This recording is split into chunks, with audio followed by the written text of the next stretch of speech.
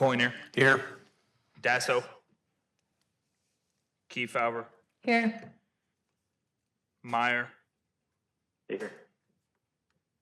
Peterson, Here. Powell, Here. Powers, Here. Wittenmeyer. Here. We have a quorum. Thank you. Our first item of business is approval of the minutes of last month, October 18th. And I will ask you, it's on the back of your agenda item. I would ask for a motion to approve the minutes. I'll motion to approve the minutes. Okay. Is there a second? I'll second. Are there any questions before we vote? Hearing none, those approving the minutes, say aye. Aye. Is there abstentions or noes? We will move on then, that's passed. We have no one for public comment, and we'll move on to new business.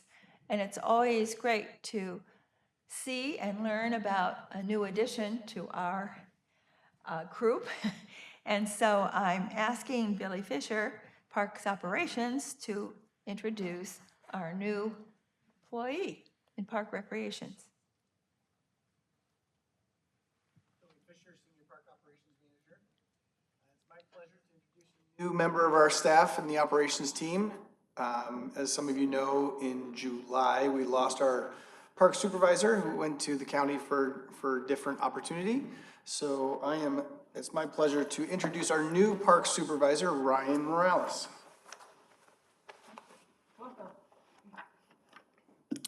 As he said, Ryan Morales, Park Supervisor. A little bit about myself. Born in upstate New York, but grew up in Bettendorf. Graduated from Pleasant Valley High School.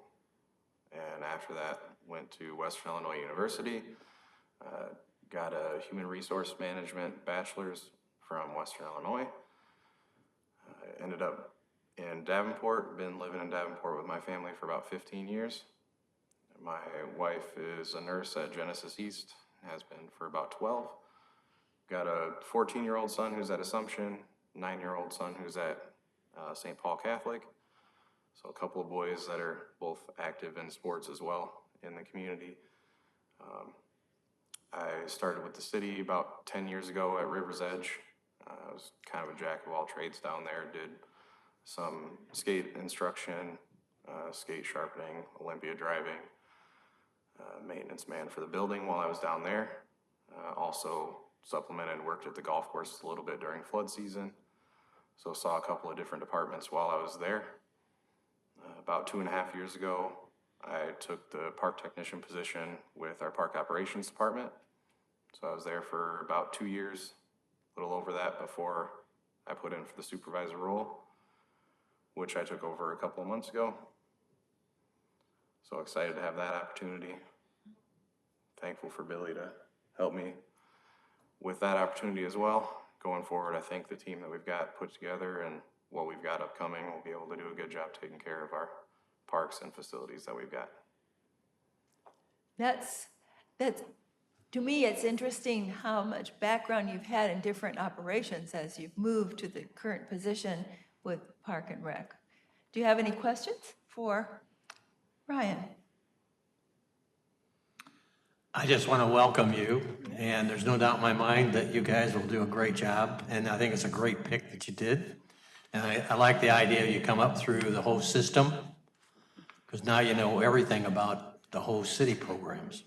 So that helps you a lot doing what you're going to do. So thanks for coming aboard. Yeah, happy to have the opportunity. Thank you. Thank you, guys. Yes, thank you. We'll move on to our director's report. Chad? Can you hear me? Yes. Test. All right, good. Yeah. Okay, couple things in your, if you reviewed the staff reports, you may have noted, but I wanted to bring it to your attention. Our annual February Holiday Light VIP showcase is scheduled for next Tuesday, the 25th at 7 p.m. You are all cordially invited. This is sort of the preview where we run the show for this year's show for the first time. And we invite volunteers and staff and city council and park advisory board members to come and get sort of the first look at it before it goes live on the weekend. And again, that runs typically from the Thanksgiving weekend through the end of December. I believe this is our fifth year, I got that right. So I'm excited for the new show, and hope you guys can all make time to come out and see it. And if you can't make it Tuesday, go check it out at sometime. It runs every night, 7 days a week, starting at 5:30 on the half hour. So it's great holiday display, and kudos to the Parks Ops team, and more particularly Amanda Anderson with Recreation, who oversees the whole project, and getting that all set up. We did have this year a group from Modern Woodmen that helped volunteer, and it went pretty smoothly getting that all set up. And then couple that, we also have the holiday light displays at Vanderveer that will be going live. And then last year, for the first time, we did some lights at Lindsay Park, and we'll be installing those again next week. And hopefully they'll be up and running for the Thanksgiving weekend. Wanted to update you or give you some information on a planning process that we have coming up. As part of our accreditation with CAPRA, they have standards that we have to meet, if you're familiar with the process. One of them that had been optional in years past is now going to be a required one, and it's one that we had never met, and that is one we have to have a ADA transition plan. So we had issued an RFP for services to help us create that plan and do an assessment, and that process has happened. WT Group, John McGovern out of Hoffman Estates was the selected firm to run that project. And we are looking to kick that off in January. And it'll be about a 6 to 8 month process till we get the final report. We'll likely have some stakeholder or some input opportunities for you guys to be part of that process. So just wanted to bring that up and make you aware that that is a significant planning process, because they come in, they do assessments of all our facilities, all our park sites from an ADA lens, and then they make recommendations and cost estimates based on deficiencies they find, and then a transition plan, and then ultimately that's what we need to submit as part of our accreditation process. Next item I have is this, maybe if you guys pay attention to our Facebook, we did some preferencing for the Slattery Park playground replacement. Option 1 ran away with it with about 90% of the vote. So that was actually on council cycle last night to be awarded, and will be installed this spring. And then lastly, for those of you who are in attendance and those who weren't, we'd had a successful ribbon cutting for the E-Mice Inclusive Playground. So thank you for those who came. We lucked out. It was a gorgeous day. It was a school day out, so there was kids active and using the playground, and couldn't be more thrilled to have that playground complete and available to the community. That was the last of our ARPA projects, so we have completed that lift and implemented, sort of, last of the neighborhood funding for ARPA. There is some ARPA funding in Main Street Landing, and of course that project is under construction currently, on target to be completed in the fall of 2026. So those are the 4 items of note I had for you, and I will turn it back to you, Madam Chair. Thank you. Do you have questions for? I do. How come Okay. I didn't have a clue about anything going on with Slattery Park? How was that publicized? No one reached out to me. I would have loved to have been involved in that. Okay, so apologies for, that was part of the park development. So the funding and the process for. Well, I know about that, Yeah. but actually, Playground selection. yeah, right. So I will talk to Becca, and we'll make sure we do a better job of when we put outreach opportunities. We put the playgrounds out for the three options that were provided by Burke to, Where did you put them out at? on Facebook. So we did a survey on Facebook on our page. So certainly, we can do better making sure you're aware that that is coming out. It's just my ward, you know. Yeah, I agree. I will admit, I am not on Facebook, so is there another alternative to be aware of that detail? Yeah, Just it's a point, go globally and find another option. yeah, we've to- done different things in the past, and we probably have to look at, we've done neighborhood meetings, we've piggybacked on ward meetings before on some of these projects.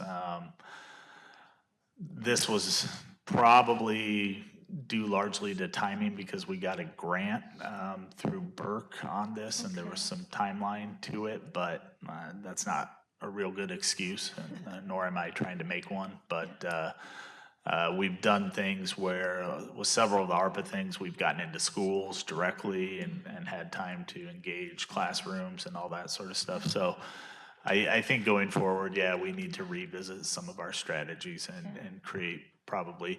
The one thing I would say, when we have a neighborhood type project, we want to be cognizant of how broad we go, because the playground is first and foremost for, that neighborhood, or to serve, the park serves, by standards, quarter-mile radius of the park. So we want to make sure those voices are loudly heard.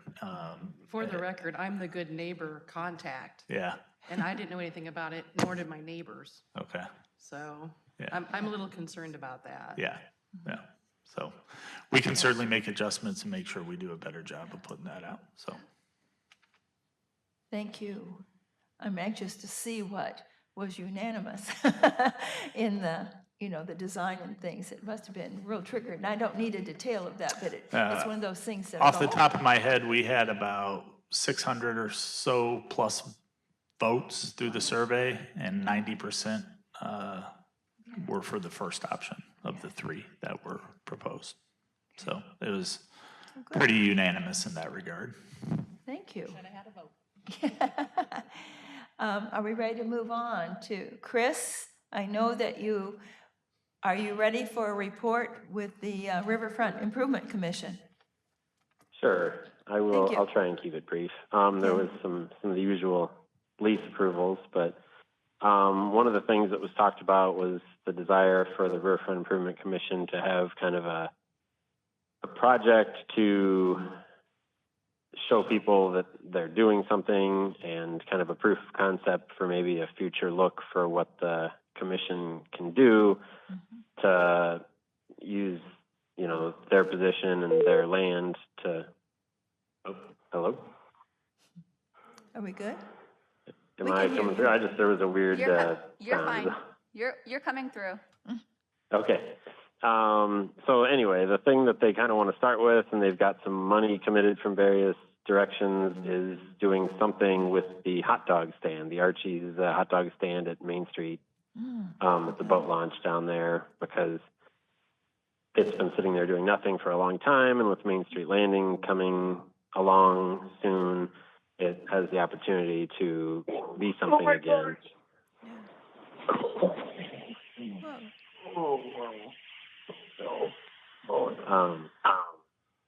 What's that? We can still hear you, Chris. Other people are hearing that too, right? Okay. So yeah, they're just taking the first kind of baby steps on that path, because the direction for staff was to kind of find out the current conditions and status of that, to even see what the starting point is as far as, does it need an entirely new electrical service, does it need an entire water service, sewer service, and all that kind of stuff. So, but it's certainly well placed to be kind of a fun place to get hot chocolate or maybe hot dogs again or something on the riverfront, as there starts to be a lot more activity down there. Then RIC also wants obviously to be involved in any Credit Island planning that's moving forward. And then, and I've got it in my notes here. I remember it was suggested, but I'm not sure who suggested it, but I think it was staff that wanted to start looking at a LeClaire Park tree plan with possibly a meeting between the Parks Advisory Board, Riverfront Improvement, and the city, like, arborist, because the trees that are left in LeClaire Park are, I guess, having some issues, and there needs to be kind of a plan for what the right kind of trees are there that won't block concerts, but will provide some shade and that kind of stuff. So there's a few projects that they're long-term vision projects is what they were listed as on the agenda. So that's kind of what RIC is looking at working on in the future. Thank you. Do you have any questions for Chris? As it comes up. Jerry? Yeah, tell me more about the hot dog stand. What's going on there? What do they want to do? What came up? Well, they just want to get it back into use as some sort of food vendor. And I don't think they have a specific vision at all. They just, you know, it's historic. It's got the flood markers on it. I think it actually is a historic landmark even. And they'd love to see it used for something, whether it's, again, food or prepackaged food maybe would be easier as far as the utilities required, or even something just like hot chocolate when they have ice skating down there. There's a lot of ideas, but it's just at the first stage of just trying to get ideas and also find out what kind of condition it's even in. Okay. Is that good? My second question is Credit Island. Tell me a little bit about that. I mean, that is kind of just dependent on what happens from staff direction. I know that even on the Parks Advisory or the Parks Capital Improvement Plan, there's potential for a Credit Island Master Plan at some point in the future. And I think I just noted down that as part of long-term vision projects, that's something that RIC would want to be directly involved in. Okay. Okay, thanks. Thanks. Other questions for Chris? Are we ready to move on? You received the staff report in your packet, and so now is the time to go back to any notes that you may have made, and if there are questions, it's time to ask that of our advisory board people.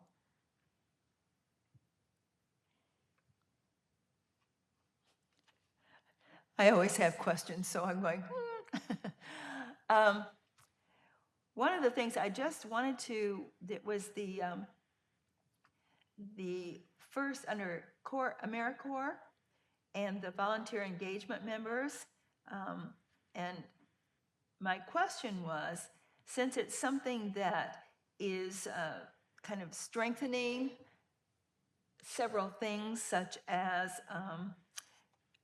the participation and supporting, I'm wondering if that would be something that we could benefit from, to be an assistance, you know, like telling our aldermen, or, you know, a more global thing. Is there a way we could have a sub-training on some of that business of, you know, the fostering pop-up events and activities, just a sense of what they have that we could support them and, you know, add to the global piece. So I don't know, that just triggered my mind. Yeah, I think there'd be an opportunity. Our January meeting is usually a lighter one as well. I think it might be a good idea to have maybe Jordan, our AmeriCorps supervisor, come in and give you a more detailed review of that program and Well, because it is an important thing that we're trying to launch.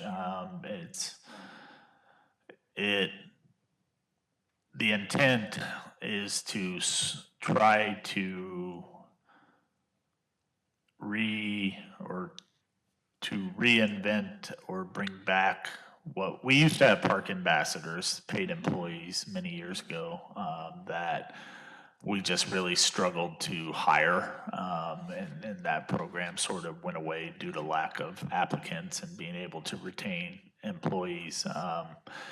And what we lost with that was really sort of our night eyes on the park system, because they would typically work evenings, weekends, and were responsible for shutting down restrooms and just general supervision of the park system at night.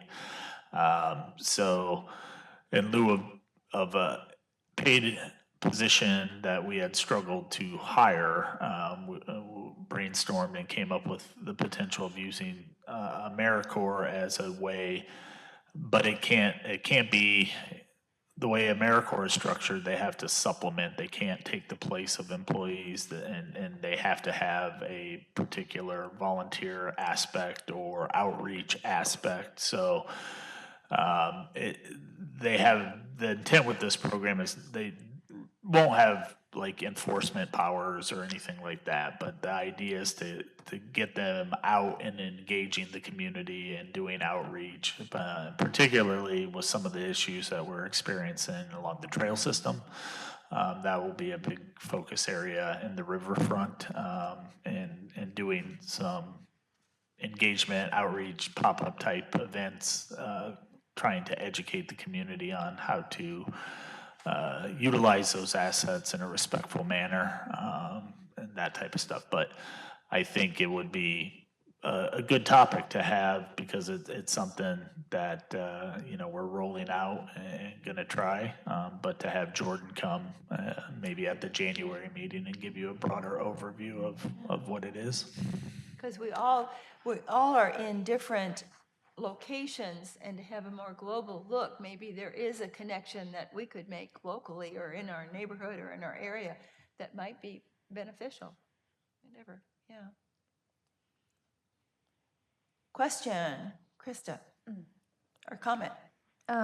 Mine's more on media. I think that I'm seeing more and more, and this is not just our committee at all, to be honest, this is across the QC. I see more and more events, and actually even more calendars, because there's more events. And it's becoming less and less organized in the same process. So you're seeing a lack of outreach at the same time, which means more and more funds are going in, and you're getting less back in return when it comes to funding. And I would like to hope cross organizations can actually work more together than apart. So like, for example,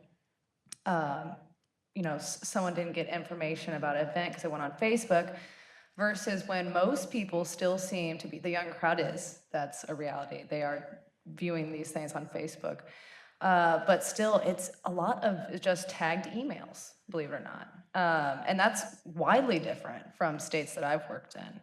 And I love that as well, how hands-on people are here. And I think that we could utilize that for maintenance and marketing, and as well as for maintenance funding across the board. So I would hope that, just for example, I know we've talked about the LeClaire band shell, and it seems like something that we keep putting off, but that investment could bring a huge event to the Quad Cities and fund back into maintenance and conservation and whatever it may be, like building up the river edge.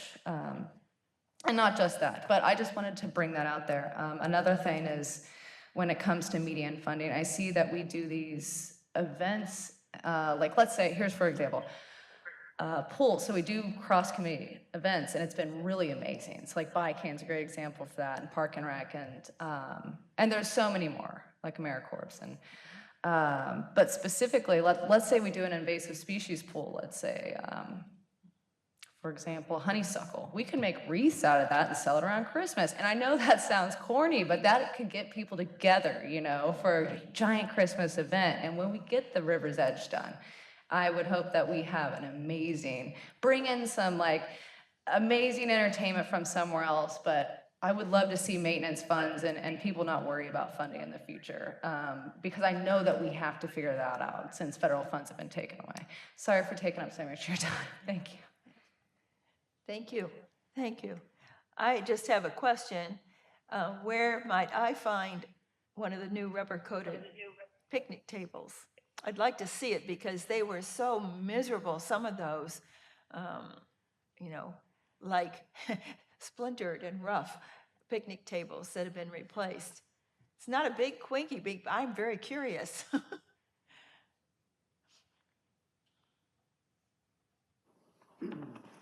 Billy Fisher, Senior Park Operations Manager. So I just had to get help from our supervisor here, Ryan. We replaced picnic tables at Wayland Park, so That was a bad one. That was on my mind, how bad that was. we tried to replace the older picnic tables that were either damaged or falling apart first. So Wayland Park, Glen Armel Park, and then the basketball courts at Centennial Park have gotten new picnic tables. And then I believe we're going to put out some new ones at Garfield Park, if I'm not mistaken, as well, so. Well, I will be probably at Wayland Park just for a visit, because I have not been since everything's been picked up, but And if you haven't been there lately, there's a new walking trail there too this yeah, summer, well, so. that's part of that. It would be a good time to do that. Perfect. Thank you, thank you.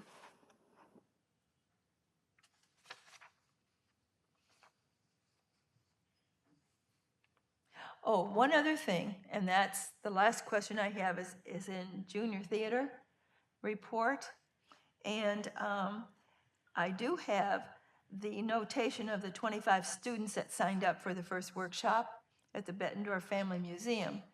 And so I went to both junior theater and I went to the Family Museum, and I couldn't find, I'd like to know when it was held or how did that come about, that they have a great outcome. So how long is it, and where would I find that information if I were roaming to get information?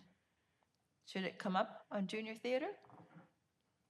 I would think I'd find a place at junior theater, but I didn't see anything at the.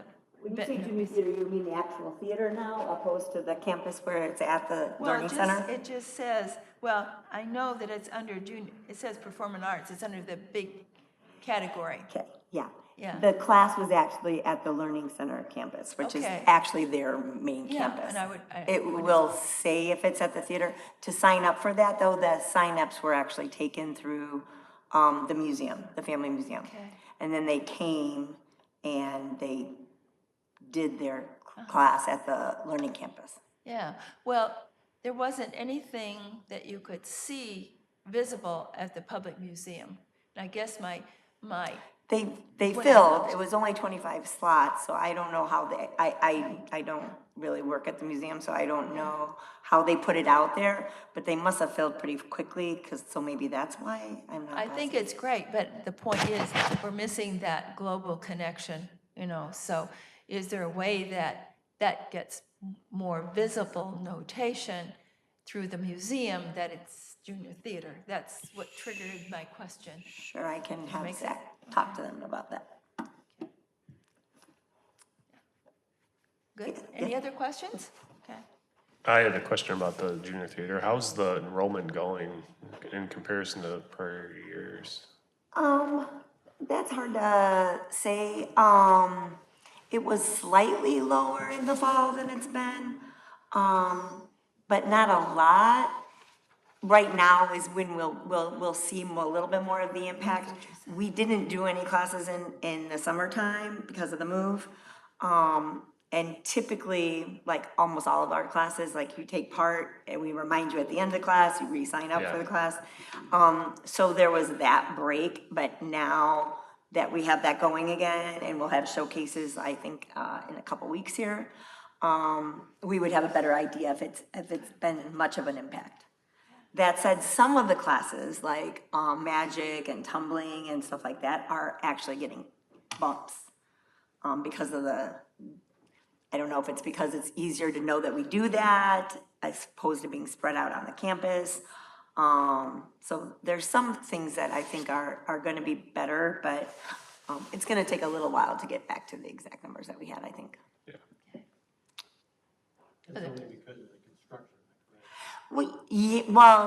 The fact that we had a break in it, yes, because of the construction. But overall, the feelings by the campus and the participants everything is pretty good.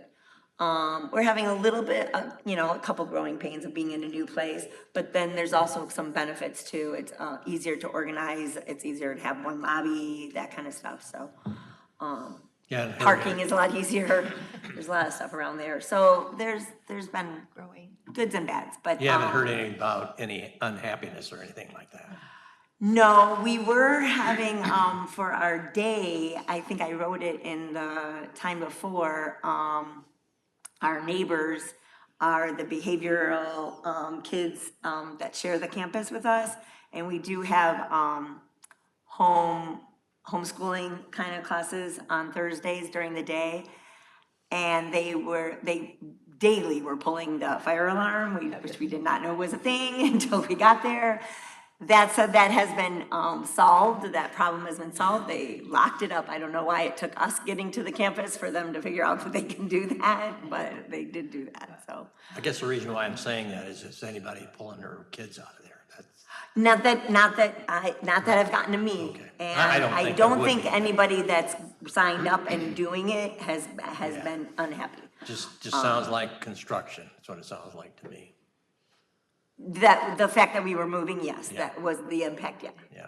But I, like I said, I think that the class is very good.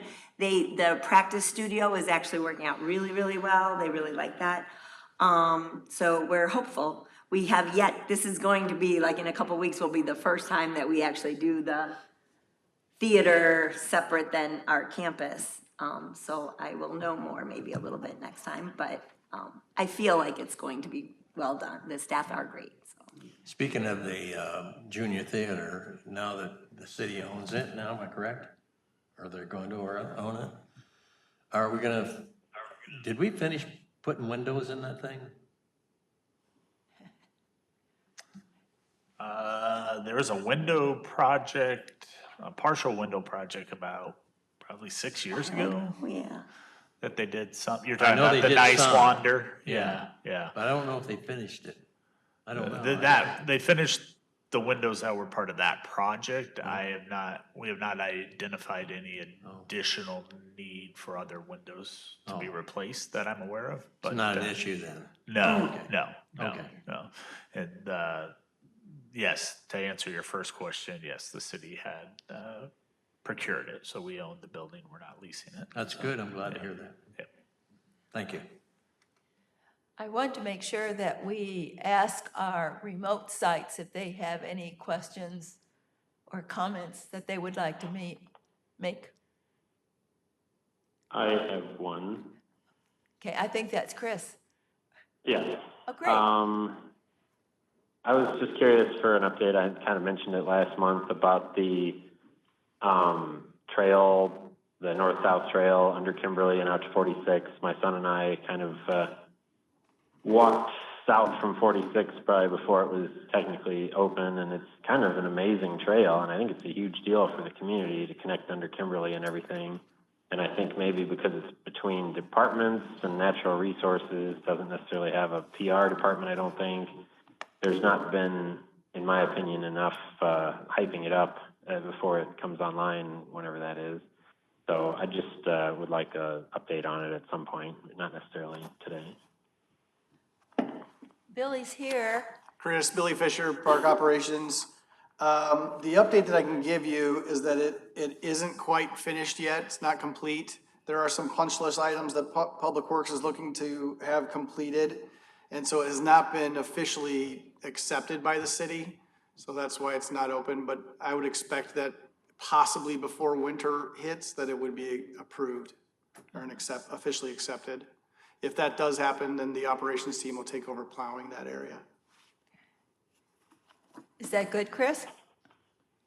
Yeah, I just was kind of curious, partly just of the opening estimated date. So yeah, that covers it as maybe this year still. Yeah, possibly this winter. That's coming from Director Gleason from Public Works. We had a snowplow meeting a few weeks back, and we agreed that we wouldn't plow it until it was accepted by the city, or officially accepted, and the expectation was to possibly have that done before winter. If it snows before it's accepted then or approved, then it won't be till spring.